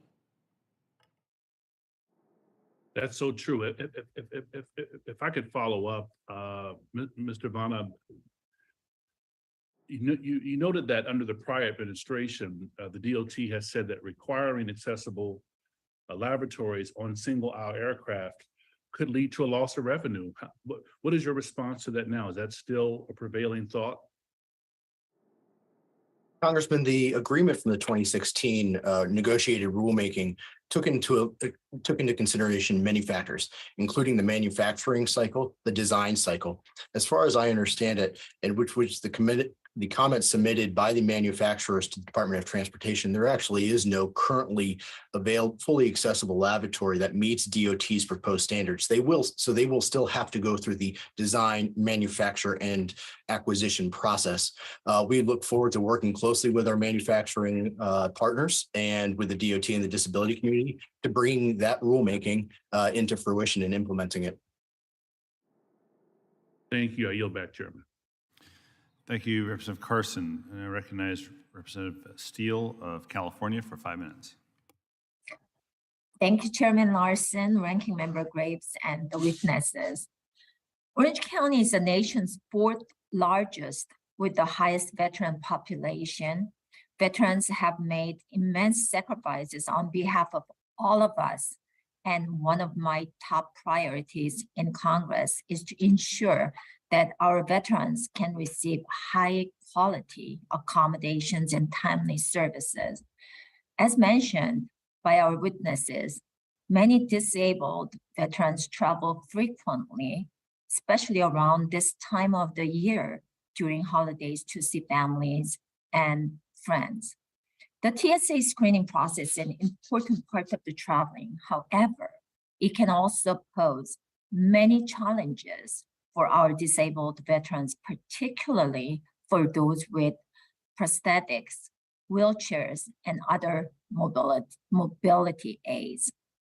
So, Mrs. Ansley, if the vets Safe Travel Act passes the House of Representatives and becomes law, how will this improve the experience for our disabled veterans, and how will this impact the airport security experience, not just for disabled veterans, but for all travelers? Thank you for the question, Representative Steele. The Vet Safe Travel legislation would make the TSA PreCheck program available free of charge to any veterans who meet all the requirements of the program and who use prosthetic devices, wheelchairs, so that they can access the PreCheck experience. For a person who permanently uses a wheelchair as part of their daily life, if they have PreCheck, they're able to have their hands or wheelchair feet swabbed to see if there's explosives, and if there aren't, they're good to go. That's the end of their screening. If they have to go through the standard screening process, then that requires a full pat-down, which takes a long time, requires hands-on movement of individuals, and it can be very invasive and very lengthy. And we would like to provide ways to make sure that our veterans are able to avoid those pat-downs, and we also call on TSA to implement technologies that would allow wheelchair users to not automatically be flagged for these types of screenings. Thank you so much. And Mr. Kitley, with inflation skyrocketing, increased fuel prices, and rising general cost, the price of airline tickets are difficult to many to purchase, especially around the holidays. With this in mind, how many of your members offer veterans discounts on airline tickets?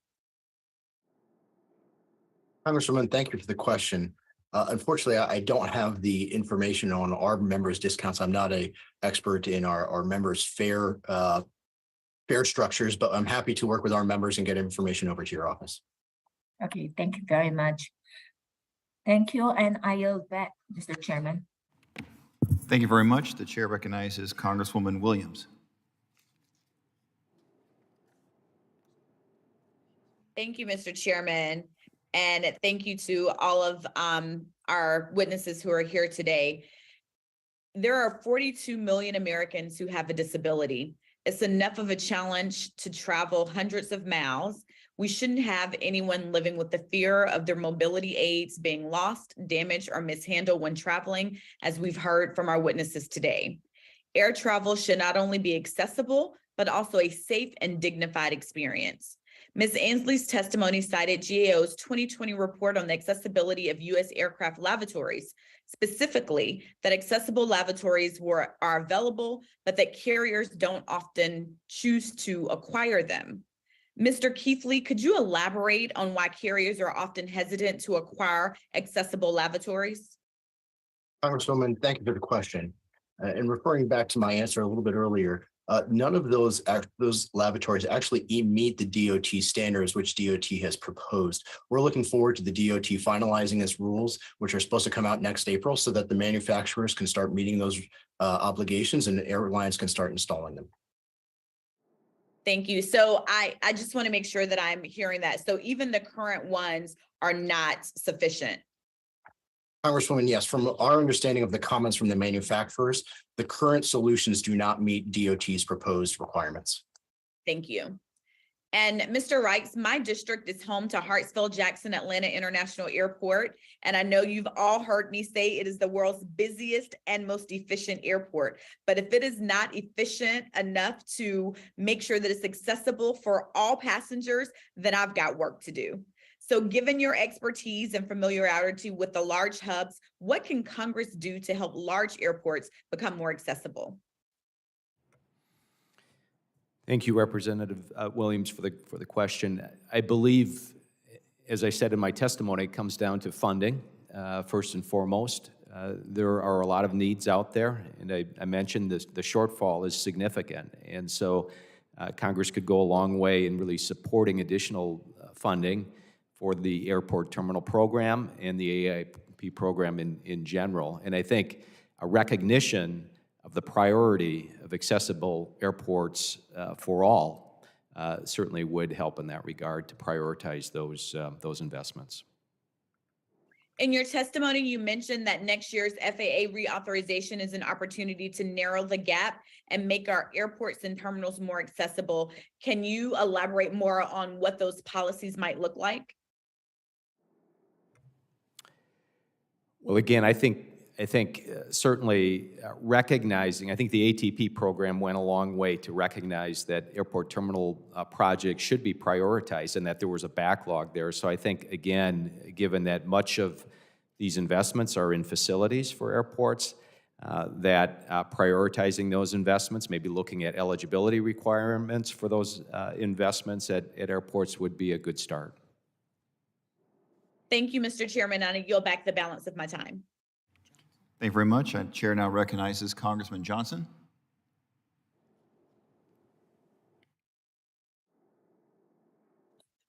Thank you, Mr. Chairman, for holding this hearing, and thank you to the witnesses for your time and for your testimony.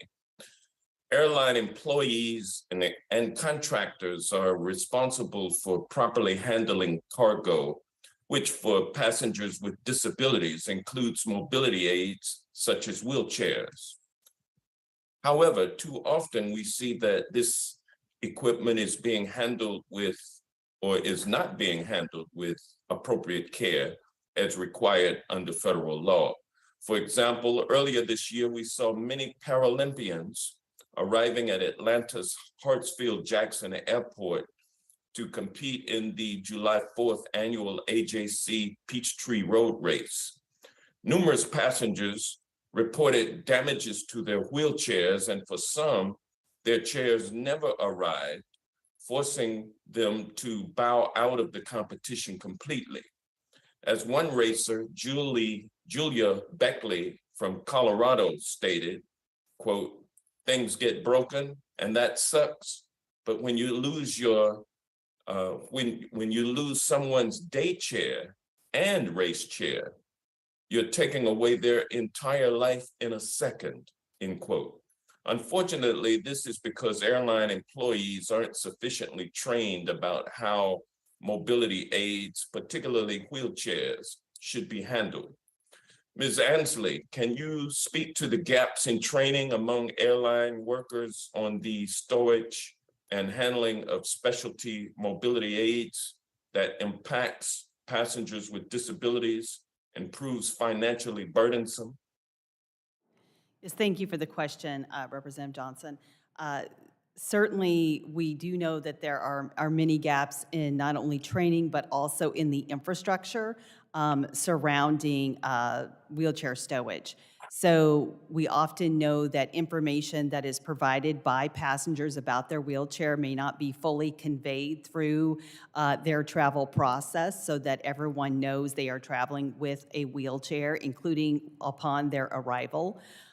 We also know that there's often gaps in the resources that are available to get the wheelchair into the cargo area. And it's important to note that depending on the aircraft, it can actually be very difficult or even impossible practically to get a wheelchair into the hole, to store it into the cargo area, because aircraft are not designed to accommodate wheelchairs. It is an afterthought of accommodation that only came, quite frankly, because of the passage of the Air Carrier Access Act, that we have to accommodate passengers with disabilities. And it's still evident in the structure that you see in the airport system. There are also difficulties in being able, at times, particularly with power wheelchairs, to get them from the jetway where the individual transfers from the chair down to the ramp, because of placement of elevators within the airport and the infrastructure to get it down to the ramp. And then, of course, there are concerns with turn time, wanting to get the plane reloaded as quickly as possible to get it on its way. Also means, at times, cutting corners. people looking outside the window to see staff lifting 400 or 500-pound wheelchairs, physically lifting them. It is truly dangerous, not only for the individual who has their legs, if you will, being moved in and out of a cargo area, but also the individuals that are left to do this work. And that is why we support people being able to remain in their wheelchairs, on the airplane, just like they do on trains and buses and subways and other forms of mass travel in this country. Thank you. Ms. Kraus, according to your testimony, we've seen DOT implement several accessibility-related provisions to the FAA Reauthorization Act of 2018. For instance, DOT issued a notice to the largest U.S. airlines establishing a compliance date for reporting requirements on the number of wheelchairs and scooters that were implaned and the number of these items that were mishandled. However, DOT is still working on rulemaking for other requirements under the 2018 law. What would you say are the limitations that have prevented full implementation of these and other necessary provisions? So some of the, as they've been working through things, some of this has been contingent on studies being completed and advisory committee looking into some of these issues and making recommendations. They also, the DOT office is also, it is fairly small and has had a lot of efforts being directed towards dealing with the refund issues out of the pandemic. But yeah, as you note, they are moving forward on a couple of rulemaking processes now. Thank you. What's been the problem with it having not Congressman, been I think done earlier? the 5 minutes is up. Maybe they can answer that question in writing. Thank you so much. Interesting question. Thank you. I'll now recognize myself for up to 5 minutes. I want to thank Chairman Larson for holding this important hearing that is especially important for so many Americans, and I want to thank each of our witnesses for their testimony, especially our colleague, Representative Langevin and Mr. Scott, for sharing their very personal experiences, and a point of personal privilege to thank Representative Langevin for doing such a great job representing his community and all Americans in Congress, an impactful member of our Congress. They are not alone. The experiences they described are like so many of the other individuals with disabilities traveling by air, and unfortunately, they are all too common. Last month marked the 36th anniversary of the Air Carrier Access Act, which prohibits discrimination against persons with disabilities in commercial air transportation.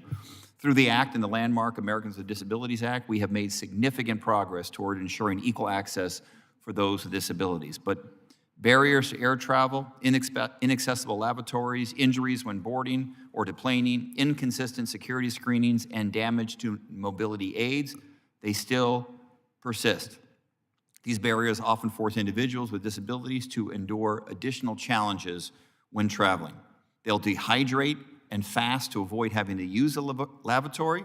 Their mobility devices often become inoperable because of damage caused by an airline's handling or storage. For too many, the high stress and anxiety that comes with these situations forces them to simply avoid air travel altogether. This is unacceptable, and we simply must do better. Mr. Keithley, I have a question for you. I want to touch on Representative Langevin's highlighted issues on lithium-ion batteries, which are becoming more common in power chairs. How frequently are passengers denied boarding because their power chair has a lithium-ion battery? Congressman, thank you for the question. I don't have that precise data, but I'm happy to go back to our members and get some data information for you.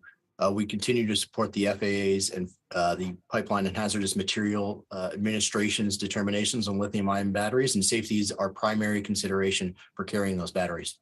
What steps are the airlines taking to better educate ground crew, gate personnel, other contractors on the FAA standards for these batteries to prevent situations like the ones Representative Langevin experienced? Congressman, as I mentioned earlier, our members are engaging in improvements in their training, as well as the training of their contractors. We look forward to incorporating better knowledge of handling of mobility aids and look forward to making improvements in that area. A question for Ms. Kraus. How do U.S. airlines' current policies on lithium-ion batteries compare to current FAA safety standards? Unfortunately, that's not an issue we've looked at, but I'm happy to work with your staff to see if we can get an answer. I very much appreciate it. All right, with that, I'll yield back. And our final member for questioning now is Congresswoman Titus.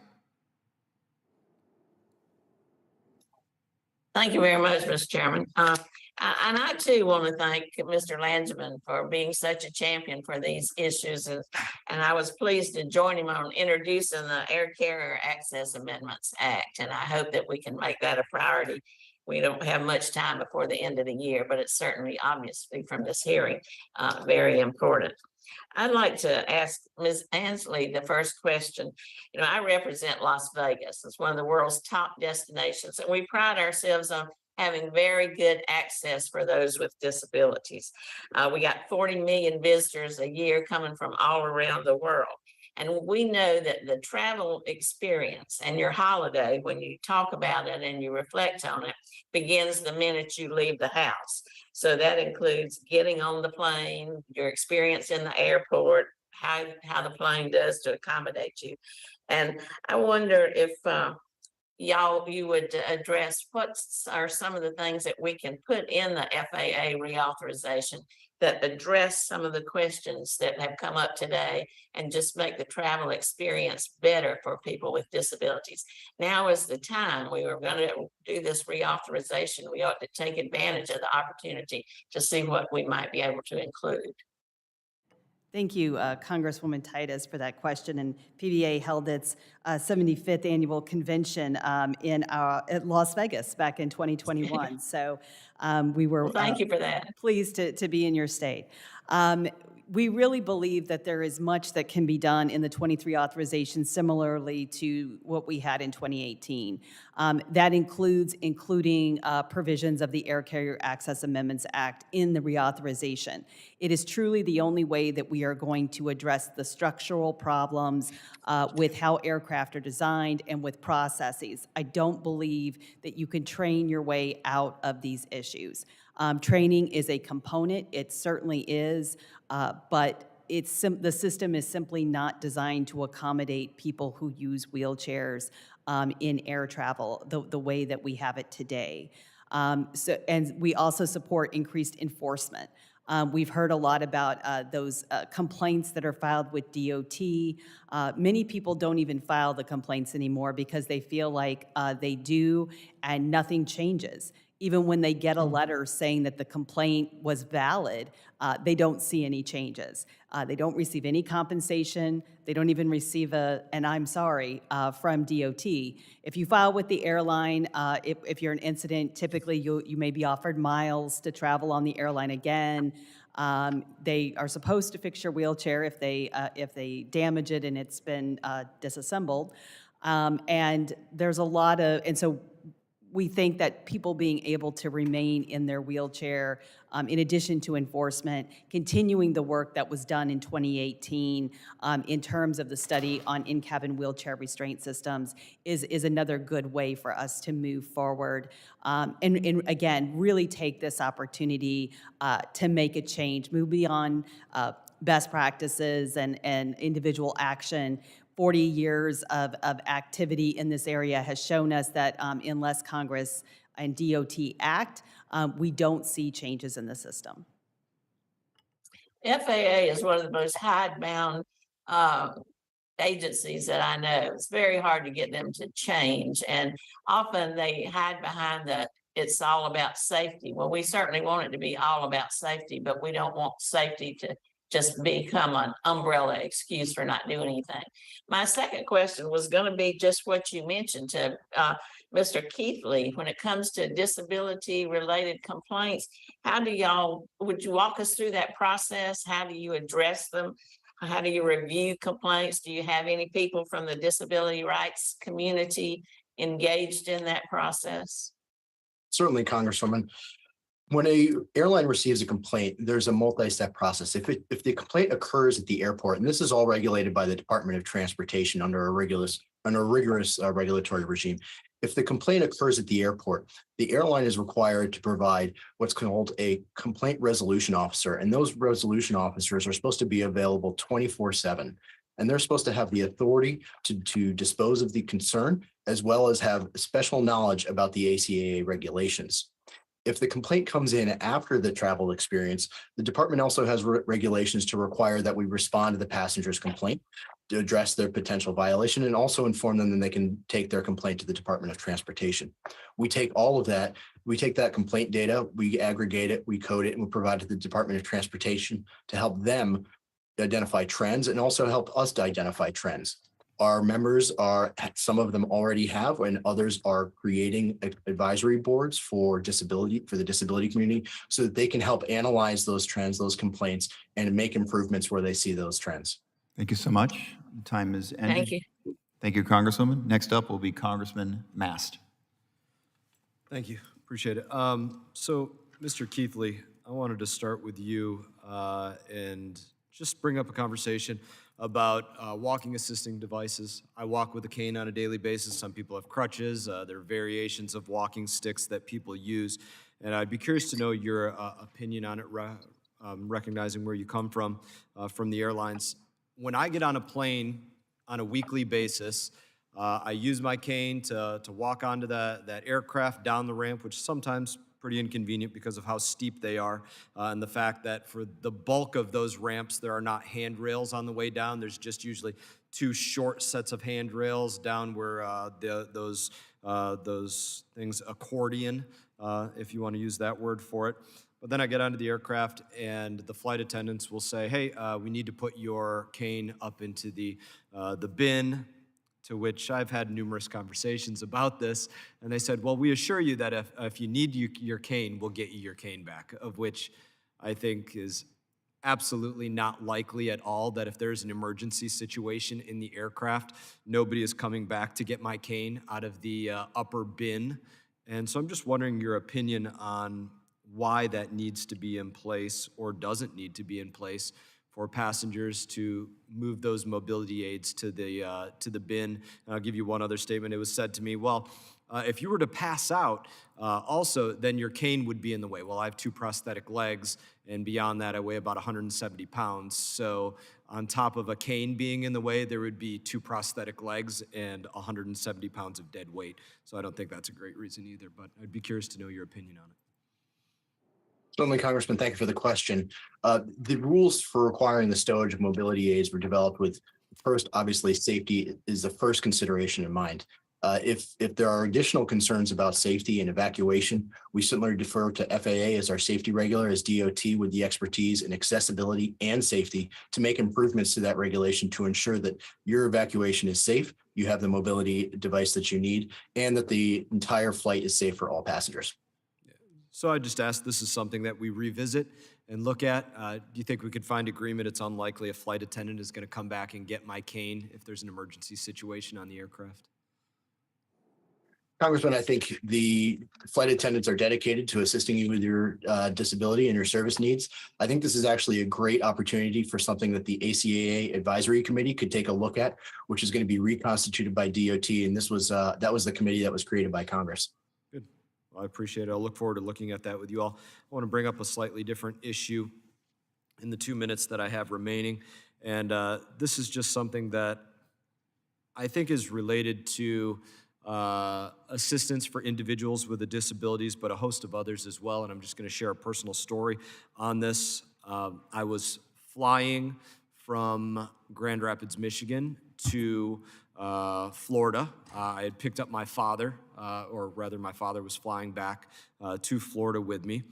And he's 92 years old. He doesn't have a printer in his house. His phone doesn't have texts enabled on his phone.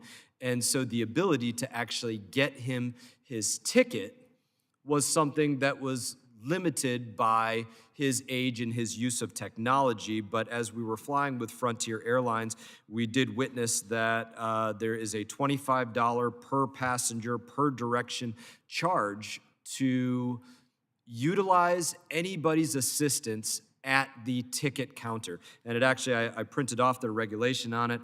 It says $25 per passenger per direction for customers who have not prepaid this charge for any assistance from the airport agents. $25 for any assistance. Now, while I was on that flight, and this is something that I would like to help to find an answer to, I was sitting in the second row, and I listened to the two flight attendants on the flight argue for about 45 minutes that the ticketing, or rather the ticket counter agents were receiving a commission off of that $25 charge, and that Betty or Gail or whoever it was, the name is that they were talking about working there, had cleared $4,000 in the last month off of charging those $25 charges for every time somebody needs to use the ticket counter. Now, if we were talking, I don't know if that's true, number one, I want to get facts on this, but number two, if we were talking about payday lenders outside of military bases or credit cards or something, everybody would be blowing a gasket. And I think this is something that also relates to individuals with disabilities and their access to technology. So I hope that we can have help finding an answer on that. Thank you. Thank you very much, Congressman Mast. I believe that is all the members asking questions. So that concludes our hearing. I'd like to thank our witnesses for their testimony. The comments and insights have been very informative and helpful. I ask unanimous consent that the record of today's hearing remain open until such time as our witnesses have provided answers to any questions that may be submitted to them in writing. I also ask unanimous consent that the record remain open for 15 days for any additional comments and information submitted by members or the witnesses to be included in the record of today's hearing. Without objection, so ordered. The subcommittee stands adjourned.